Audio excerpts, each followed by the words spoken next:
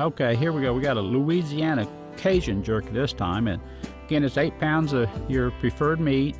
We're going to put 4 teaspoons of onion powder, 6 teaspoons of cayenne pepper, 6 tablespoons of garlic powder, and if you want a little bit more garlic, you can put 7 or 8 teaspoons in it just to get that good garlic taste in there.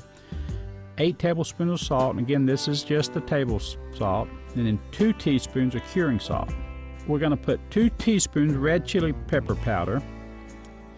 We're going to put 2 teaspoons of oregano and put it in the hoe. It just mixes better like that.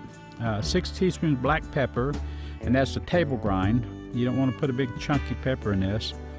2 teaspoons ground thyme, 5 cups of water, and 2 cups Worcestershire sauce.